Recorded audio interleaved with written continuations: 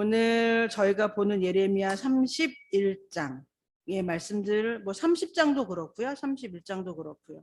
이렇게 말씀을 보다 보면 다시라는 단어가 되게 어울리는 구절이 많아요. 뭐 다시 은혜의 자리로, 뭐 다시 회복의 자리로, 다시 이스라엘 땅으로라고 하는. 그러니까는 지금 이스라엘 백성들에게 하나님은 예레미야를 통해서 뭐라 되나요? 징계의 말씀을 사실은 선포하고 계세요. 저희가 뭐 이거는 더 뭐 말씀 안 들어도 잘 아시니까, 이스라엘이 이제는 바벨론의 포로로 끌려갈 건데 70년 만에 돌아올 거야 라고 하는 그 말에도 다시라는 단어가 너무 찰떡궁합처럼 잘 어울리고요. 그리고 하나님께서 예레미야를 통해서 계속 하시는 말씀이 그거예요. 다시 돌아올 거야. 너희에게 아브라함을 통해서 주었던 그 이스라엘 땅으로 너희가 다시 돌아올 거야 라는 말씀이에요. 오늘 저희가 지금 그 예레미야 30장부터 저희가 쭉 뭐 조금씩 읽어보면 좋긴 할 텐데 30장 같은 예레미야 30장 말씀을 잠깐만 좀 보도록 하겠습니다. 30장 1, 2, 3절 제가 읽어보겠습니다. 여호와의 말씀이니라. 보라, 내가 내 백성 이스라엘과 유다의 포로를 돌아가게 할 날이 오리니 내가 그들을 그 조상들에게 준 땅으로 돌아오게 할 것이라. 뭐 다시 돌아오게 하신다는 말씀이죠. 떠나갔는데 다시 돌아올 수 없죠. 그 시대의 상황으로나 뭐 여러 가지로 봤을 때 포로로 끌려갔던 사람들이 다시 그들의 땅으로 돌아온다? 불가능한 이야기를 하나님은 예레미야를 통해서 이스라엘 백성들에게 들려주고 계십니다. 내가 그들을 그 조상들에게 준 땅으로 여긴 없지만 다시 돌아오게 할 것이니 그들이 그 땅을 다시 차지하리라. 여호와께서 말씀하시니라 라고 하는 말씀입니다. 30장 같은 말씀이죠. 조금만 더 내려오시면 10절입니다. 30장 10절. 여호와의 말씀이니라. 그러므로 나의 종 야곱아, 너는 두려워하지 말라. 이스라엘아, 놀라지 말라. 내가 너를 먼 곳으로부터 구원하고, 뭐 다시 구원하시는 거예요. 하나님은 한 번 구원하셨던 분이 아니시니까. 구원하고 네 자손을 잡혀가 있는 땅에서 구원하리니 야곱이 돌아와서, 즉 이스라엘 포로로 끌려간 이스라엘 백성들을 그러니까 통칭해서 부르는 단어예요. 야곱이 돌아와서 태평과 안락을 이건 다시 누리는 거죠. 원래 그들이 누렸던 것들을 잃어버렸어요. 잃어버렸는데 다시 누리게 될 것이다. 두렵게 할 자가 없겠다라는 말씀을 하십니다. 19절에 한번 볼까요? 30장 19절. 제가 다 읽진 않고요. 중간중간 좀 끊어서 보고 있는데 예레미야 같은 30장 19절. 그들에게서 감사하는 소리가 나오고 즐거워하는 자들의 소리가 나오리라. 내가 그들을 번성하게 하리니 그들의 수가 줄어들지 아니하겠고 내가 그들을 존귀하게 하리니 그들은 비천하여지지 아니하리라. 라고 하는 말씀입니다. 사실 여기 모든 어떤 이런 문장, 하나님께서 회복시키시겠다, 돌아오게 하겠다, 너희들에게 이런 것들을, 긍정적인 어떤 삶의 내용들을 회복시키시겠다라고 하는 그 모든 단어 앞에는, 문장 앞에는 다시라는 단어가 너무 딱 맞아요. 꼭 맞죠. 한 번도 그들이 경험하지 않았던, 한 번도 그들의 기쁨이 뭔지, 평안이 뭔지, 즐거움이 뭔지, 회복이라고 하는 게 뭔지, 뭐 이런 것들을 경험해보지 못했던 게 아니고요. 경험했었고 또 그들을 경험케 하셨고 그들에게 그것들을 허락해 주셨고 했던 분이 하나님이세요. 그 하나님께서 그들에게 말씀하시는 거죠. 너희가 그것들을 누렸었고 갖고 있었고 알고 있었고 충분히 그 삶의 자리에 놓여져 있었는데 너희 어떤 이런 시간들이 하나님 말씀 앞에 돌아오지 못한 시간들로 말미암아 어쩌면 여기에도 다시라는 말이 맞을지도 모르겠어요. 다시 너희가 그것들을 누리지 못했던 삶의 어떤 상태로 돌아가 버렸어. 이 단어라, 이 다시라고 하는 단어가 되게 이중적인 의미를 가지고 있어요. 한편으로 하나님은 이스라엘 백성들을 늘 다시 회복시키시죠. 다시 기쁨의 자리로, 다시 은혜의 자리로, 다시 되게 긍정적인 어떤 의미에서의 다시라는 단어를 사용하신다라고 하면 그 단어 앞에서 이스라엘 백성들은 어떻게 그 다시라고 하는 단어를 쓰도록 만들어 버리는가 하면 다시 원점으로, 다시 죄의 자리로, 다시 기쁨과 어떤 감사를 몰랐던 그런 자리로, 다시 아픔의 자리로 그렇게 만들어버리는 참 독특한 능력이 있는 백성이었어요. 이스라엘 백성. 저희가 이스라엘 백성들을 바라보면서 참 어떻게 그렇게 하지? 뭐 그렇게 살지? 라고 저희가 말할 수도 있지만 어쩌면 그런 삶을 저희들도 그렇게 살고 있는지도 몰라요.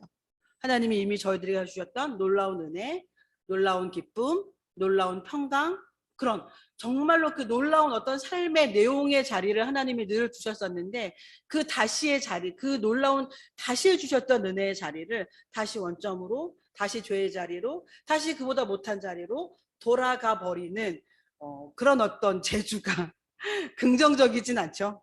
정말 좋지 않은 재주를 참 사람이라고 하는 존재가, 인간이라고 하는 존재가 갖고 있는 것 같다라는 생각들을 참 다시 하게 하는 말씀들입니다. 오늘 예레미야 30장의 내용들에 그런 말씀들이 나와요. 그래서 22절에 같은 30장 22절에 너희는 내 백성이 되겠고 나는 너희들의 하나님이 되리라. 여기도 다시라는 단어가 너무 잘 어울리죠.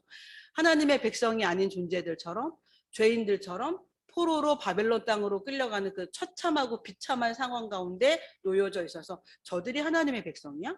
저들이 하나님께서 이 땅 가운데서 하나님의 뜻을 보이기 위해서 선택한 선민이야? 라고 하는 이스라엘을 둘러싼 이방 사람들은 아마 수많이도 그런 말을 했을지도 몰라요. 헐, 뭐 이런 거죠. 그들이 어떻게 그렇게 할 수 있지? 하나님이 안 계시는 걸 거야. 저들이 그토록 믿고 바라는 그 하나님이라고 하는 존재 자체를 의심하도록 만들어버리는 그런 삶을 이스라엘 백성들이 사실은 산 거예요. 근데 오늘 30장 22절에 보면 너희는 내 백성이 되겠고, 이거는 이스라엘 백성들이 자력으로 그들의 힘이 있어서 뭔가 거룩함을 회복했기 때문에가 아니라 하나님의 그 전적인 놀라운 사랑으로 말미암아 나는 다시 너희의 하나님이 될 거야 라고 말씀하시는 거예요. 그리고 다시 내가 너희들을 돌아오게 할 거야 라고 하는 말씀이신 거죠. 이 30장의 내용들, 31장의 내용들은 다시라는 단어가 너무 잘 어울리는, 딱 들어갔을 때 하나님은 우리의 삶을 다시 회복시키실 준비를 잘 하고 계시는 분이시구나 라고 하는 게 너무 저희들의 귀에 생생하게 들려지는 그런 말씀들, 그런 선포의 내용들이 계속 등장을 하고 있습니다. 오늘 저희가 보는 본문의 말씀 31장 16절 17절의 말씀 한번 저희들이 보도록 하겠습니다. 이거는 앞에 15절의 내용과 이어져요. 여기서 보시면은 15절에 여호와께서 이같이 말씀하시니라 라마에서 슬퍼하며 통곡하는 소리가 들리니 라헬이 그 자식 때문에 애곡하는 것이라 그가 자식이 없어져서 위로받기를 거절하는도다 라고 하는, 라헬이라고 하는 그 여인에 대해서, 여성에 대해서는 잘 아시죠? 야곱의 그 이스라엘의 어떤 그 자손 가운데, 그 후손 가운데서 라헬이라고 하는 여성이 갖고 있는 위치는 되게 독보적인 위치이기도 해요. 그리고 그들의 후손들의 지금 오늘 저희가 나온 뭐 에브라임이니 뭐 하니 뭐 하니 이런 어떤 그 모든 이스라엘 백성들의 어머니와 같이 보여지는 여성이에요. 근데 그 여성을 놓고 이런 표현들이 나와요. 그 자식 때문에 애곡하는 소리다. 자식이 없어졌다는 거예요. 그러니까 그건 다른 말이 아니라 이스라엘 백성들이 포로로 막 끌려가잖아요. 바벨론. 막 포로로 끌려가잖아요. 그러니까 자식을 잃어버린 거죠. 그러니까 자식을 잃어버려서 그 어머니가 통곡하는 그 어머니의 그 뭐라고 해야 되나 말로 다 할 수 없는 슬픔을 라헬이라고 하는 한 여성을 대표성으로 띄어서 말하고 있는 거예요. 그래서 라헬이 그 자식 때문에 애곡하는 건데 왜 자식 때문에 애곡하냐? 자식이 없어졌다는 거예요. 있던 자식인데 없어졌다라고 하는 거죠. 자, 근데 오늘 이 16절 그 말씀의 16절을 이어서 보면 그래서 그 어머니가 그 자식을 잃어버린 라헬이 울고 통곡하고 애통해하고 하는 그런 내용들이 16절에 보면 등장을 해요. 그런데 하나님 말씀하시는 거죠. 17절의 말씀에 너희의 자녀가 다시 돌아올 거야. 17절에 너의 장래에 소망이 있을 것이라 너의 자녀가 자기들의 지경으로 돌아오리라 다시 돌아오리라 다시 장래에 소망이 있으리라 라고 하는 말씀인 거예요. 아까 서두에 말씀드렸던 것처럼 하나님은 저희들에게 이렇게 다시라고 하는 단어로 회복에 대해서 늘 말씀하시고 저희들에게 다시 내가 너희들에게 돌아갈 거야 라고 하는 말씀을 끊임없이 들려주시는 하나님이세요. 그러니까 저희들은 다시 죄의 자리로 돌아가고 다시 원점으로 돌아가고 다시 하나님을 몰랐던 사람들의 자리로 돌아가요. 마치 갈릴리 바닷가로 다시 돌아가 버린 예수님의 제자들처럼 다시 돌아가요. 그런데 예수님은 그들을 다시 찾아가시죠. 그래서 그들을 위해서 아침밥을 준비하셔서 얘들아 여기로 와서 내가 너희들을 위해 준비한 밥을 먹지 않겠니? 라고 하시면서 그들에게 다시 은혜를 베푸시는 예수님의 모습을 요한복음에서 저희가 만나요. 즉 정말 예수님은, 하나님은 이 다시라고 하는 그 똑같은 단어를 가지고 늘 저희들을 다시 회복시키시고 다시 찾아오시고 다시 은혜를 주시는데, 저희들은 그 똑같은 다시라고 하는 단어를 저희들의 삶에서 얼마나 늘 정말 이렇게 뭐라 해야 되나 변화의 모습으로 사용하지 않고요. 다시 도전, 다시 하나님 앞으로, 다시 은혜의 자리로, 다시 하나님 앞으로, 다시 사랑의 자리로, 다시 기쁨의 자리로 라고 하는 그렇게 그 다시를 사용하기보다 그걸 잠깐 경험한 다음에 다시 죄의 자리로, 다시 내가 살았던 삶의 자리로, 내가 하나님을 몰랐던 사람들의 삶의 자리로 다시 돌아오는 그런 시간들을 반복하는 저들의 모습을 본다라고 하는 것이죠. 자, 그러면 저들은 이쯤에서 한번 고민해 봐야 돼요. 왜? 나는 왜 다시 돌아올까? 왜 다시 은혜의 자리로 나가고 다시 하나님의 사랑으로 나가고 다시 하나님을 몰랐던 사람인데 하나님을 알았을 때 그 기쁨과 감격의 자리로 다시 나가고 그 하나님 앞으로 또 한 발자국 나가는 그런 어떤 다시가 아니라 왜 다시 이런 자리로 돌아오는 이 삶을 반복하고 있는 걸까? 라고 하는 것들을 저희들이 진짜 이 앞에서 다시 한번 써야 될 것 같아요. 다시 한번 생각해 봐야 될 것 같다라고 하는 거죠. 왜 그럴까? 제가 요번에 그 미디어 그 신문 이제 기사에 뭐 이제는 그 기사를 좀 써달라라고 하는 요청을 받았어요. 이제는 명의 집사한테. 근데 저도 뭐 막 글재주가 있는 사람 아니고 글을 많이 써본 사람이어서 뭐 글을 잘 쓰거나 그러진 않는데, 또 그런 또 귀한 기회를 이제는 또 이렇게 받아서 잘 못 쓰는 글이지만 막 그래 요번에는 어떤 글을 써볼까 막 그동안에 막 생각해 보지도 못하고 뭐 이래저래 막 시간이 막 지나왔는데 뭘 써볼까, 뭘 어떤 것들이 어르신들을 위해서 거기에 기사가 실렸을 때 좀 도움이 될까 생각을 하다가 이제 그동안 읽었던 책들, 뭐 어르신들을 위해서든 뭐 저의 어떤 발전을 위해서든 뭐 읽었던 제 책들 중에 인생 수업이라고 하는 책이 있어요. 인생 수업. 엘리자베스 퀴블러 로스라고 하는 호스피스의 창시자라고 불려지기도 하고요. 정신의학 박사이기도 해요.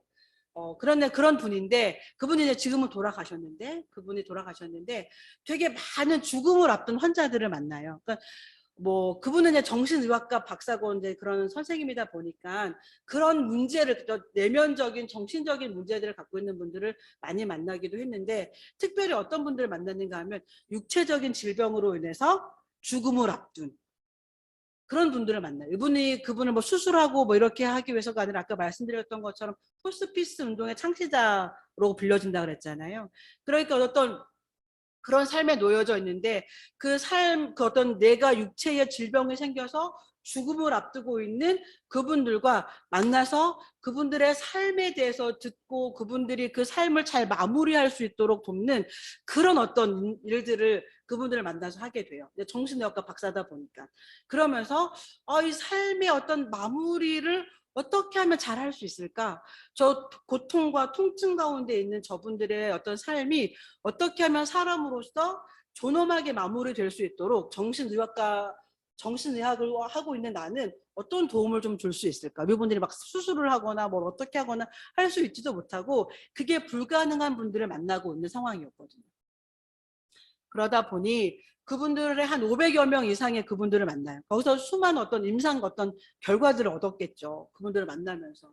삶은 정말 내가 삶의 막바지에서 고비에서 더 이상의 어떤 육체적으로 더 살아있을 수는 없어 라고 확정되고 판정이 난 그분들에게 이런저런 여러 가지 것들을 하면서 오히려 이분이 더 많은 것들을 배우는 거예요. 박사지만, 그거에 관련돼서 수많은 이론을 공부한 박사지만 정말 그 삶을 치열하게 살다가 아니면 치열하게 살 힘도 없이 그냥 어떻게 살다가 죽음을 앞두고 있는, 그러니까 다양한 삶을 살다가 다양한 이유를 가지고 죽음 앞에 서 있는 그분들을 만나서 이런저런 이야기를 하다가 이분이 더 많은 것들을 배우고 깨닫는 거죠. 제가 나중에 알게 된 거예요. 이제는 그 책을 우연한 기회로 이제 그 책을 이렇게 보게 됐어요. 우연찮게 인생 수업이라고 하는 책을. 근데 그냥 학교 다니는 것도 그렇잖아요. 학교 다니는 것도 수업을 받고 그러려면 힘들고 어려운데 무슨 인생까지 수업 뭐 이렇게 왜 말을 연결을 시켰을까라는 생각이 들어서 이렇게 책을 이렇게 꺼내 들어서 이렇게 표지를 보고 이렇게 훑어보면 안에 이제 이렇게 그림들이 있잖아요. 책 안에. 근데 영 또 제 마음에 안 드는 거예요. 무슨 그림인가 하면 나중에 그 책을 한번 보실 기회가 있으실 것 같아서 한번 말씀을 드리는데, 저는 이렇게 딱히 이렇게 뭐 명상을 한다거나 명상이란 것 자체가 나쁘다는 게 아니라 약간 이렇게 힌두교적인 어떤 그림 있잖아요. 코끼리가 등장하고 뭐 이런 거 약간 그런 어떤 느낌들을 이렇게 막 이렇게 막 선호하지는 않아요. 선호하지는 않는데, 근데 딱 보니까 뭐지? 약간 명상에 관한 책인가? 불교에서 하라는 무슨 어떤 그런 것들을 말하는 책인가? 아니면 힌두교의 어떤 선사라고 불릴 수 있는 그런 어떤 학자들이 지은 책인가? 뭐 이랬어요. 말도 약간 이름도 길잖아요. 엘리자베스 큐블러 로스. 근데 서양 분들도 그런 걸 연구하시는 분들이 워낙 많다 보니까 약간 뭐 그런 거에 관련된 책인가? 그러다가 이렇게 보니까 이제는 옮기신 분이 약간 그런 어떤 계통에 계시는 분이었어요. 네. 그래서 그런가 보다. 뭐 그림과 그럼 책이 이렇게 딱 맞아 떨어지는 그런 건가? 그래서 이게 목차도 보고 이렇게 내용을 이렇게 훑어보는데 그냥 뭐 조금 시간이 남으니 잠깐 봐야 되겠다라고 했던 책인데, 이렇게 보다 보니까 한 번쯤은 읽어보는 게 괜찮겠구나. 두껍지 않은 책이에요. 한 번쯤은 읽어보는 것도 괜찮겠구나 라고 하는 생각이 들어서 이렇게 이제 처음부터 끝까지 책을 대출받아서 보게 됐어요. 이렇게 보면서 그런 거 있잖아요. 어떤 책을 봤을 때 그 책의 100%가 나랑 똑같아 인 책도 있고요. 어떤 책은 조금 나랑 되게 많이 달라. 그래서 되게 불편해 라고 하는 책도 있고요. 근데 그런 책도 읽어볼 필요는 또 있겠죠. 그런데 이 책은 어떤 부분에서 저에게 그런 거를 줬던 것 같아요. 아, 그래, 이거 내가 이렇게 생각하고 있는 게 맞네. 그런 게 있었고요. 어떤 거는 그래, 이건 내가 미처 생각하지 못했던 부분들이네 라고 하는 부분들도 있었고요. 아, 이건 이미 내가 실천은 잘 못하지만 요런 부분들은 그래, 익히 알고 있는데 그래, 그런 부분들이 있었네 라고 하는, 좀 저로 하여금 이런저런 생각들을 해보게 하는 그런 책이었어요. 그런 책이 이렇게 시리즈로 있어요. 그분의 인생 뭐 수업, 뭐 상실 수업, 뭐 이렇게 쭉 몇 개가 있어요. 근데 그 책을 이렇게 읽으면서 그래, 인생이 정말, 그분은 수업이라는 말을 한 거예요. 인생이 수업이 필요한 것 같다. 인생도 공부해야 된다. 학교에서 공부하듯 1 더하기 1이니 뭐 이런 어떤 수업이 아니고요. 정말 인생이라고 우리가 인생상에 한번 와서 살다가 돌아가는데 어떤 곳인가로 가는데, 우리가 사는 그 시간 동안에는 우리의 삶에 대해서 한번 깊이 학교에서 수업을 받듯 내 삶에 대해서 연구해보고 생각해보고 또 도전해보고 실천해보고 또 다시 깨닫고 하는 그런 것들이 너무 중요하다. 그래서 그런 어떤 의미를 담아서 수업이라고 하는 표현을 썼어요, 그분은. 그래서 인생이 수업과 같은 것 같다. 인생에도 수업이 필요한 것 같다. 라고 하는 그런 이야기를 해요. 그 책 안에서. 근데 그거는 그분이 뭔가 많은 책들을 읽어가지고 거기에서 돌출시킨 어떤 결과물들이 아니고요. 죽음을 앞둔 수많은 환자들을 만나서 이야기를 하고 그분들을 연구하고 다시 뭔가를 정리하고 사례를 다시 정리하고 하는 과정 가운데서, 그래, 그런 책들 제목이 있어요. 지금 알았던 걸 그때 알았더라면. 뭐 이런 내용의 책 제목이 있어요. 지금 알았던 걸 그때도 알았더라면 좀 달라지지 않았을까? 그때 내가 그것들을 알았더라고 하면 지금보다는 좀 더 성숙하게 살지 않았을까? 뭐 이런. 뭐 제 예전에 어떤 분이 교육학 박사 공부하시는 분이 계셨어요. 근데 그분이 그런 얘기를 했어요. 내가 지금 공부를 하고 있는 걸 그 아이들이 처음 태어나서 이렇게 할 때 알았더라고 하면 더 잘 키우지 않았을까? 라고 하는 얘기를 막 하면서 웃다가 결국은 무슨 말씀을 하시는가 하면 그래도 잘 안 됐을 거예요. 뭐 이런 얘기를 한번 하시더라고요. 많이 알고 있다고 해서 그렇게 되어지는 건 분명히 아닌데. 저희들도 오늘 이 말씀 예레미야 31장에 30장과 31장 오늘 본문의 말씀으로 돌아와서 너의 장래에 소망이 있을 거다. 너의 자녀가 자기들의 지경으로 다시 돌아올 거다. 하나님은 이 다시라고 한 단어를 저들의 삶에서 이렇게 늘상 긍정적인 어떤 단어로 저들의 삶에 다가오시는데, 우리는 그 하나님이 다시 보여주시고 다시 나타나시고 다시 은혜를 주시는 그 놀라운 어떤 하나님의 보살핌과 사랑 안에서 우리는 왜 다시 늘 원점으로 돌아가려고 하고 원점보다 못한 0이 아닌 마이너스의 삶으로 돌아가려고 할까? 도대체 이 삶을 어떻게 끌어당겨서 하나님이 부어주시는 은혜의 자리, 하나님이 주시는 사랑의 자리, 깨달음의 자리, 성숙의 자리로 나는 어떻게 하면 다시 돌아올 건가?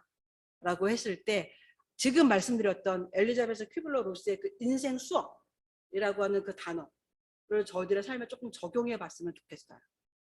저희들의 삶을 저희 공부할 때 수업할 때 생각해 보잖아요. 왜 저렇게 돼?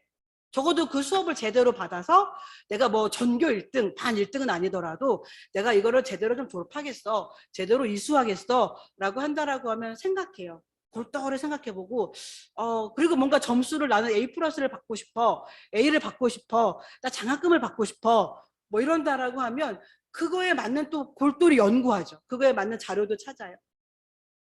다른 사람이 2권 찾아서 공부를 했다라고 하면 나는 3권, 4권 봐서 A 플러스 받아야지. 뭐 이런 거 있잖아요. 저희가 수업을 하다 보면, 공부를 하다 보면 그런 게 있어요. 그런 걸 그리고 해요. 그래서 한번 저희가 이 말씀 앞에서 우리들의 삶을 다시 한번 생각해 봐야 될 것 같아요.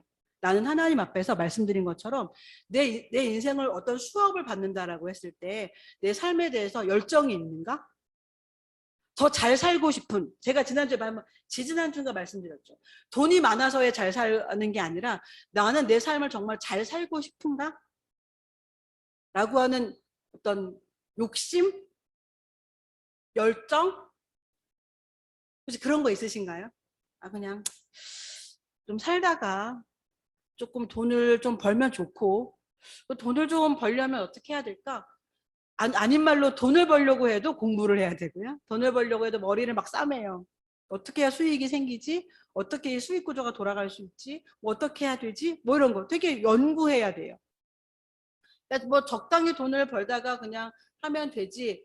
근데 이게 저도 이렇게 사업하시는 분들이나 뭐 라떼네 집밥에서 이렇게 옆에서 지켜보고 저도 그 현장 안에 들어가 있고 이렇게 해보면 어떻게 적당히 해서 돈을 벌어지는 건 없어요. 보니까. 누군가가 특별한 부자가 됐다. 특별하게 돈을 벌었다라고 했을 땐 특별한 열심이 있었기 때문에 특별한 부자도 되는 것 같아요. 근데 이만큼 하면 될 것 같아. 요 정도 하면 될 것 같아. 라고 해서 그 현상 유지도 사실 안 되고요. 더 마이너스가 될 수밖에 없어요. 이 사업이라고 하는 건 뭐 저희 부모님도 사업을 하신 걸 봤었고 또 사업하는 분을 보고 저희들도 라떼네 집밥에서 이렇게 뭔가를 이렇게 보고 있으면 그냥 이만큼 해가지고 이렇게 현상 유지하다 보면 어떻게 돈이 벌어질 거야 라고 하지는 그렇게는 안 벌어지는 게 분명해요. 저희도 뭐 생활의 달인이니 제가 정말 꽤 오래전에 한번 이런 비유 한번 드렸었는데요.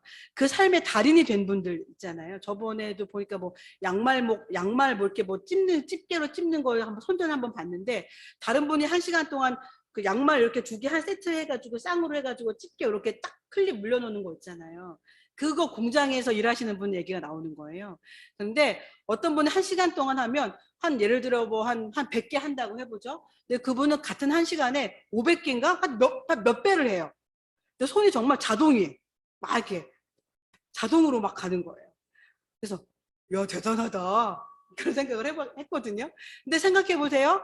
어떤 사람은 같은 시간 1시간에 100개를 하고 어떤 분은 1시간에 500개를 해요.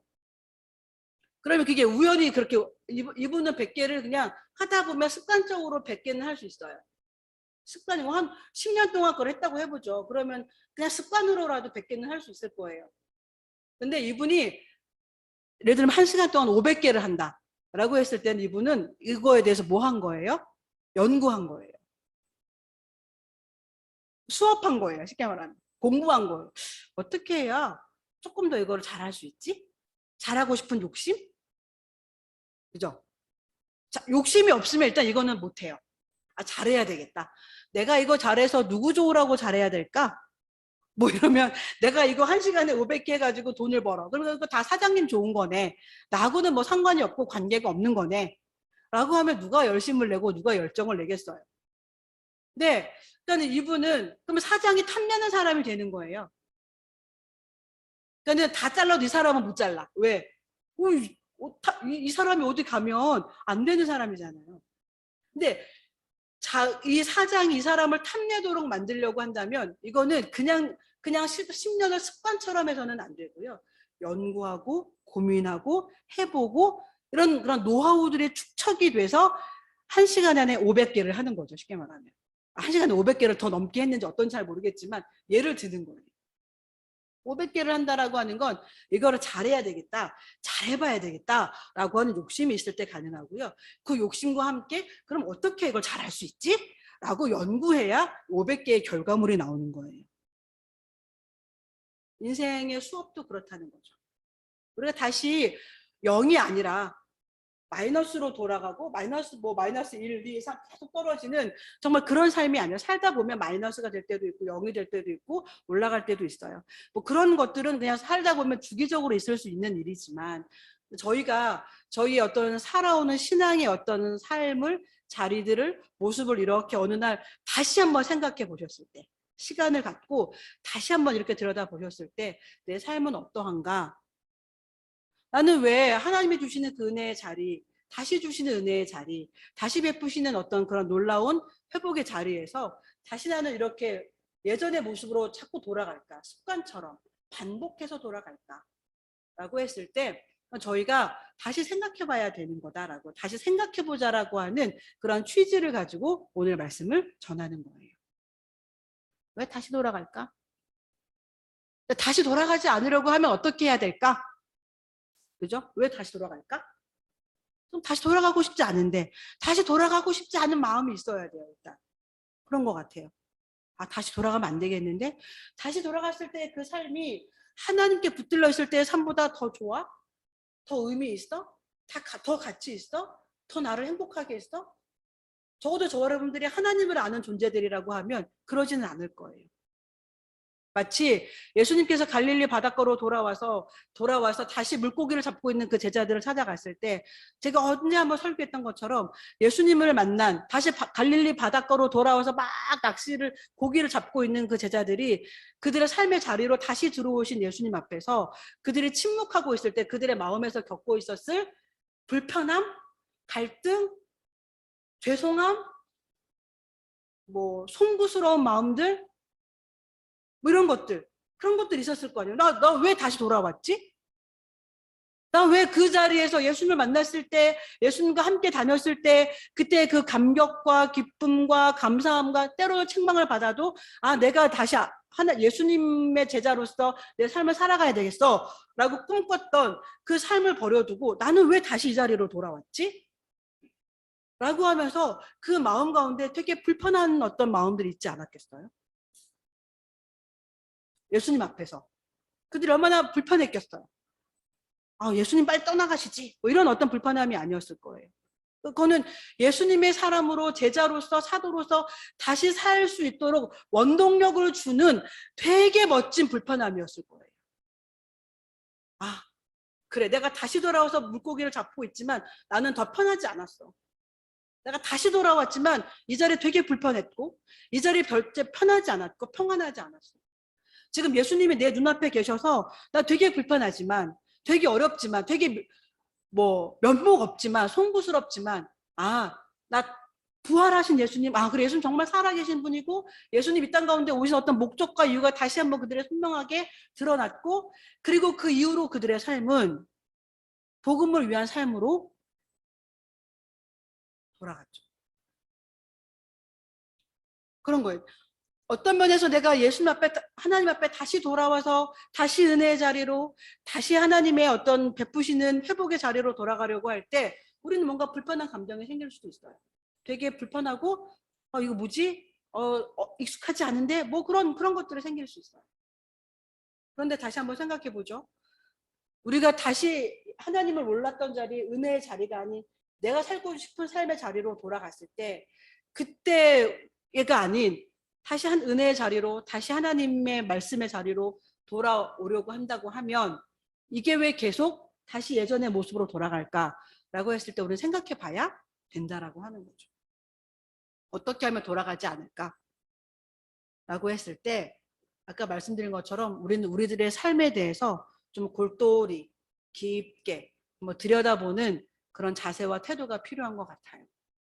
근데 그 전에 이것들을 더 살아있게 하려고 하면, 이게 정말 진실이 되게 하려고 하면, 그리고 이 자리를 유지하려고 하면 저희들이 다시 물어봐야 될 건, 나는 하나님의 자녀로서 하나님의 사람답게 정말 잘 살고 싶은 그런 마음이 있는가?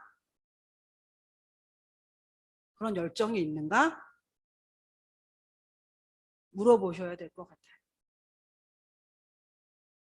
다시 물어보셔야 될 것 같아요.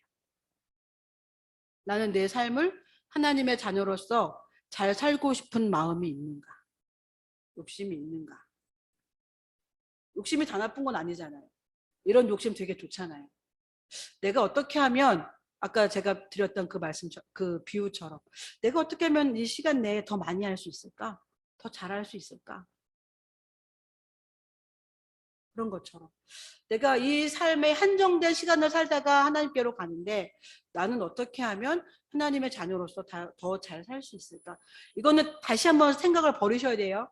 돈을 더 많이 버는 잘 삶이 아니라고 저번에도 말씀을 드렸어요. 내가 어떻게 하나님의 자녀답게 살 수 있을까? 내가 하나님의 자녀답게 더 잘 살려면 어떻게 해야 될까? 한번 우리들의 삶을 이렇게 골똘히 들여다보고, 그리고 다시 한번 체크해보고, 아, 내가 이거는 정말 잘하고 있는데 이런 부분들은 잘 못하고 있구나. 분별도 해보고 구별도 해보는. 이거의 답은 아니지만 저희가 답을 찾아가는데 도움이 될 것 같아서 한번 말씀한 곳을 더 보려고 합니다. 히브리서 말씀이에요. 히브리서 2장. 신약입니다. 신약 히브리서 2장.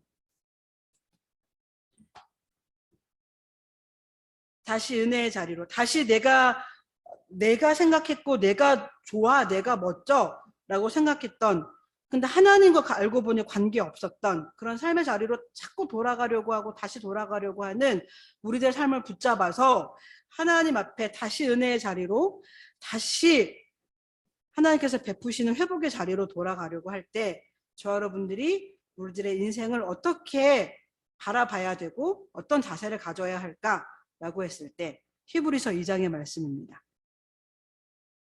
히브리서 2장 1절입니다. 히브리서 2장 1절 저희 같이 한번 읽어보겠습니다. 그러므로 우리는 들은 것에 더욱 유념함으로 우리가 흘러 떠내려가지 않도록 함이 마땅하니라 라고 하는 말씀입니다. 잘 아시는 말씀이시죠? 들은 것에 유념해야 된대요. 저와 여러분들이 알고 있는 주의 말씀, 우리가 원장님 때로부터 지금까지 들은 저희들이 주셨던 말씀들, 그리고 이 자리가 교회가 돼서 저희가 하나님 앞에서 들었던 말씀들, 지금도 저희가 틈틈이 읽고 있는 하나님의 말씀들, 우리가 정해진 시간을 살다가 하나님께로 가는데 이 살아가는 삶의 시간들을 무엇으로 채우고 어떤 방법으로 채워야 될지, 그리고 내가 왜 이 땅에 태어났는지, 저희가 왜 이 땅에 태어났는지는 자주 설교 때 말씀드리죠. 그리고 그 삶을 살아가기 위해서 우리는 어떻게 살아가야 하는지에 대해서도 정말로 자주 말씀을 드려요. 오늘 그 말씀처럼 우리는 그렇게 들은 것들, 엄청난 진리, 대단한 진리, 어디 하늘에서도 들어보지 못한 그 무엇, 이게 아니라 늘상 들었고 지금도 듣고 있는 그 말씀들, 우리는 들은 것에 더욱 유념해야 된대. 더욱 이 말씀을 더욱 유념하고 마음에 두라는 거예요. 그러니까 유념한다라고 하는 헬라어의 뜻은 기억한다라고 하는 단어로도 쓰여요. 기억하라는 거예요. 더욱 기억해서 우리가 그걸 기억하지 않으면 흘러 떠내려간다라고 하는 거예요. 또 하나는요, 히브리서 같은 3장 1절. 히브리서 3장 1절의 말씀입니다. 히브리서 3장 1절. 같이 한번 읽어보겠습니다. 그러므로 함께 하늘의 부르심을 받은 거룩한 형제들아, 우리가 믿는 도리의 사도이시며 대제사장이신 예수를 깊이 생각하라 라고 하는 말씀이에요.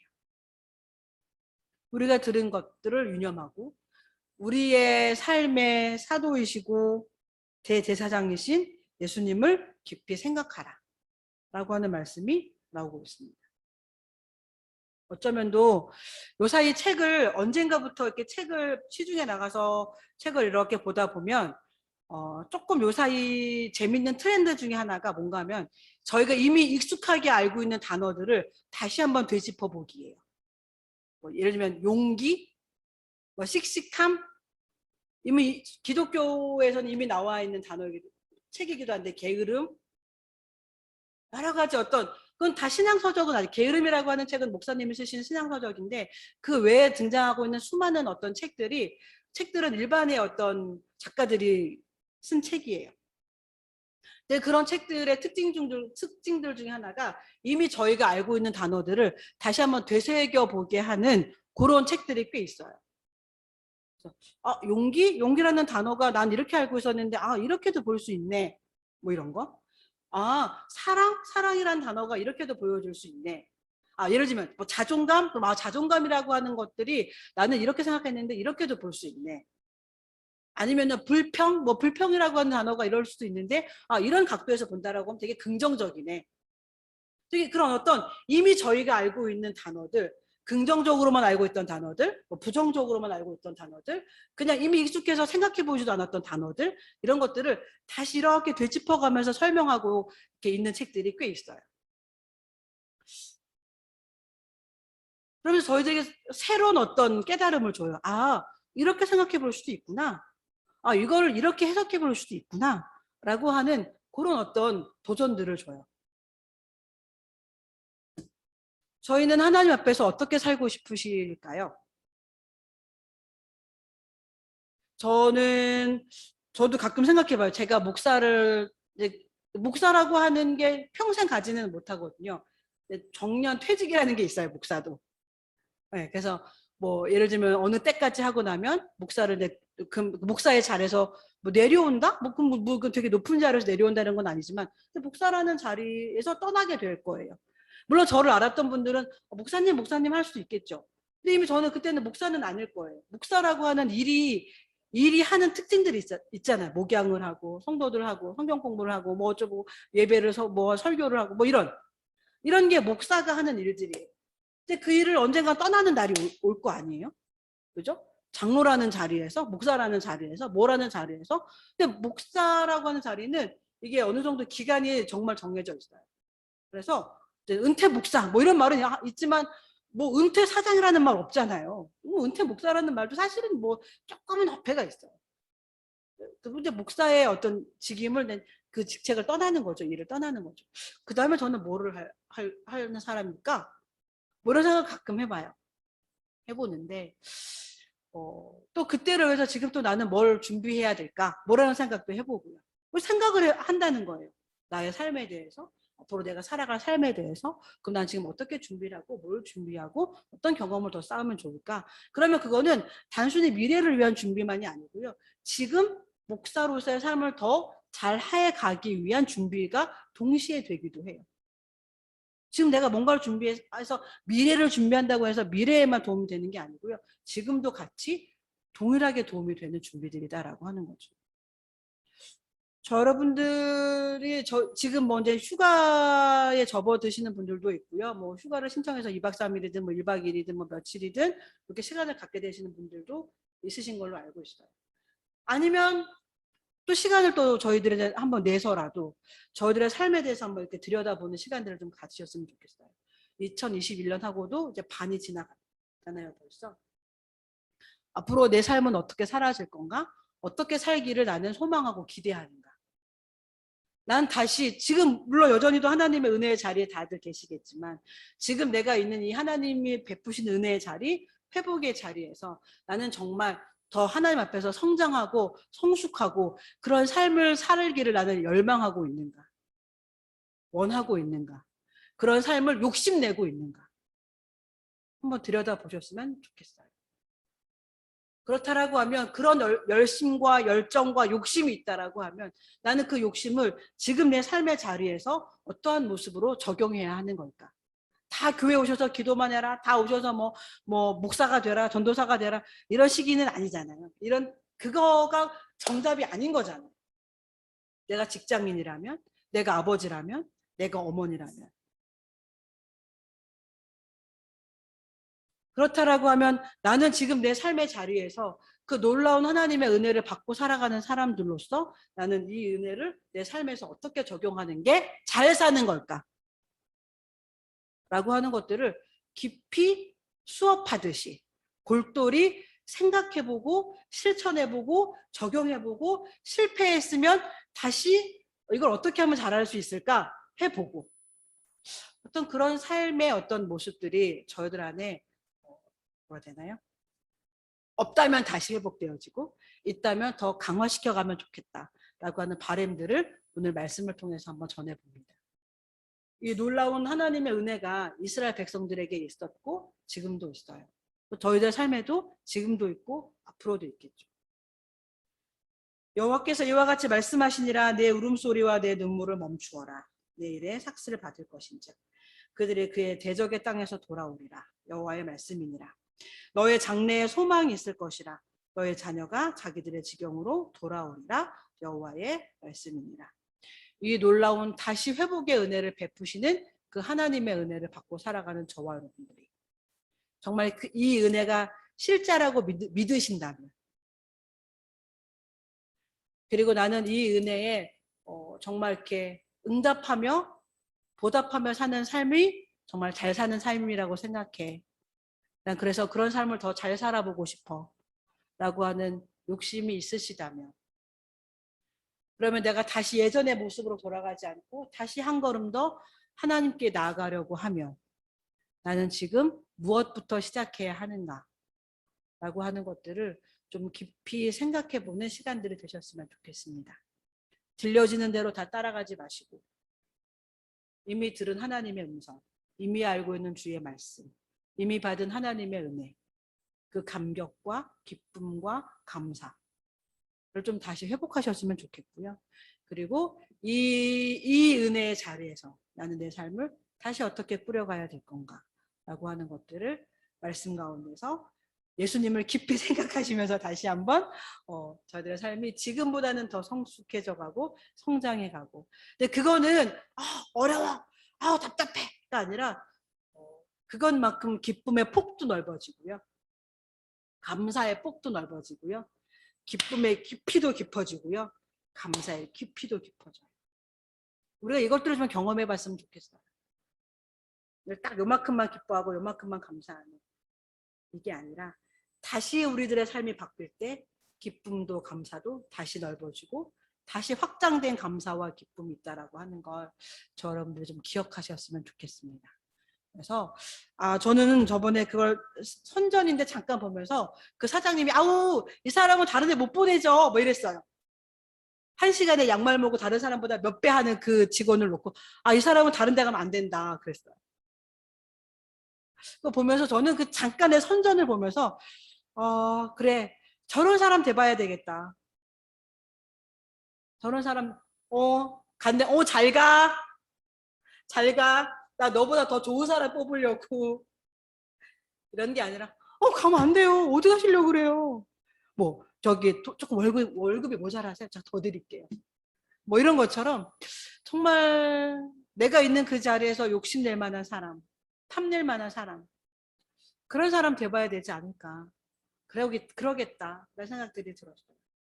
물론 하나님은 저와 여러분 모두를 다 사랑하시지만 하나님의 기본으로 다 우리를 구원하시고 사랑하시는 분이지만 하나님이 뭔가 일을 만드셔서 그 복음에 관련된 멋진 어떤 사업, 멋진 일들을 펼쳐나가려고 하실 때 그때 쟤가 조금 있어야 되겠어. 쟤는 데리고 와서 쟤를 저기서 사용해야 되겠어. 라고 하는 사람들은 있을 거 아니에요. 그런 사람 한번 돼보면 어떨까요? 그런 갈보리 교회가 한번 돼보면 어떨까요? 갈보리 교회에 있어야 돼. 나 지금 저 영혼을 구하기 위해서 내가 이런 일을 할 거거든. 내 갈보리 교회 그래 갈보리 교회 적격이겠어. 그러려면 어떻게 해야 되겠어요? 갈보리 교회 저와 여러분들 연구해야 돼요. 일을 내가 우리 복음을 위해서 어떻게 해야 될까? 복음을 위해서 더 잘 이런 부분을 해야 되는데 어떻게 해야 될까? 연구하고 도전해보고 하는 그런 어떤 삶의 모습들이 저에게 필요하다는 거죠. 하나님이 하나님의 일을 하려고 했을 때 욕심낼 만한 교회가 갈보리 교회가 되면 좋겠죠. 어떠세요? 갈보리 교회가 와서 한다고 그럴까 봐 겁내는 저 교회가 와서 일을 하면은 망쳐놓을 텐데 뭐 이런 거 말고, 야, 갈보리 교회 식구들이 와서 일을 한다 그러면 정말 땡큐지. 니네가 자원만 해준다면 난 너무 좋지. 라고 하는 그런 교회가 한번 돼보면 어떨까요? 지금껏 그렇게 저와 여러분들이 일을 해왔다고 자부심을 나름 갖고는 있지만 그것도 다시 한번 생각해 봐야 되겠다라는 생각을 하고 있습니다. 그런 저와 여러분이 한번 돼봤으면 좋겠어요. 그런 욕심을 한번 내봤으면 좋겠어요. 하나님 나라에 나 정말 꼭 필요한 사람이 되보겠어. 그렇게 내가 살다가 가보겠어. 라고 하는 그런 욕심을 한번 저희가 가져봤으면 좋겠고요. 그러기 위해서 내 삶을 다시 한번 들여다보고 어떻게 해야 될까 연구해보고 새로운 어떤 적용도 해보는 그런 저와 여러분들의 삶이 되어졌으면 좋겠습니다. 이제 좀 같이 기도하겠습니다. 하나님, 제가 하나님 나라를 위해서 이렇게 한번 쓰임 받아보겠습니다 라고 하는 멋진 욕심을, 그런 욕심 너무 멋지잖아요. 그런 욕심 한번 제가 내보려고요. 안 내봤거든요. 누가 하겠지, 저 사람이 더 잘하겠지 그러면서 안 내봤는데, 저 그 욕심 내보려고요. 안 내고 계신 분들 계시면 그 욕심 한번 내보셨으면 좋겠고요. 그런 욕심을 갖고 계시는 분들 계십니까? 저 정말 칭찬해요. 정말 그 욕심 버리지 말라고 말씀드리고 싶어요. 그 욕심이 정말로 선하고 멋진 열매들을 많이 맺기 위해서 난 그러면 지금 또 어떻게 해야 될까? 어떤 것들을 다시 새롭게 해봐야 될까? 라고 하는 그런 멋진 지혜들을 이 기도의 시간들을 통해서 얻으셨으면 좋겠어요. 제가 좀 같이 그런 기도의 제목들을 가지고 같이 기도하시겠습니다.